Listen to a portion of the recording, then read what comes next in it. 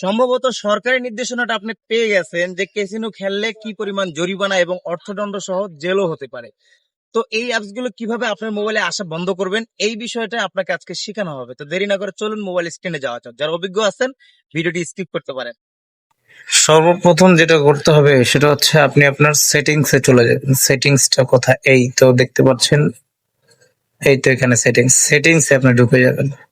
সেটিংসে ঢুকে যাওয়ার পর এখানে যদি আপনি খুঁজেন, আপনি হয়তো খুঁজে পাবেন না। তো যেটা আপনাকে করতে হবে, এই সার্চ বারে আপনাকে লিখতে হবে, সেটা হচ্ছে DNS।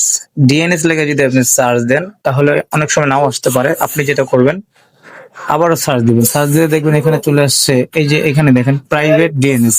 প্রাইভেট ডিএনএস এ আপনি ক্লিক করবেন। ক্লিক করার পরে দেখেন এখানে অফ দেখাচ্ছে। এটা আপনাকে যেটা করতে হবে, এই যে নিচে দেখতে পাচ্ছেন যেটা একবারে নিচে যে সংখ্যাটা, এটাতে আপনি ক্লিক করবেন।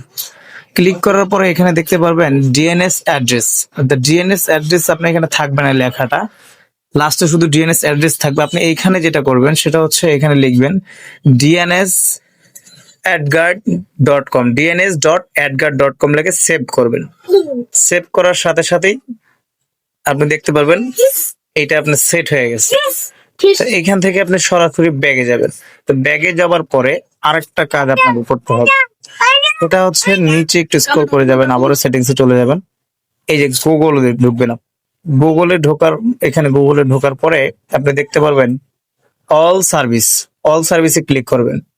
ক্লিক করবেন, করার সাথে সাথে দেখবেন আপনি নিচের দিকে একটু স্ক্রল করবেন, একটু নিচে স্ক্রল করে আসবেন।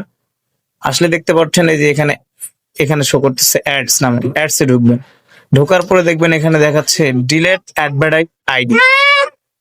এই যে ডিলেট অ্যাডভার্টাইজিং আইডিতে আপনি ঢুকবেন। ঢোকার পরে এখানে নিচে দেখতে পাচ্ছেন ডিলেট অ্যাডভার্টাইজিং আইডি, এটাকে আপনি ডিলিট করে দিবেন। এই যে দেখুন এখন এখানে কোনো কিছুই দেখা যাচ্ছে না।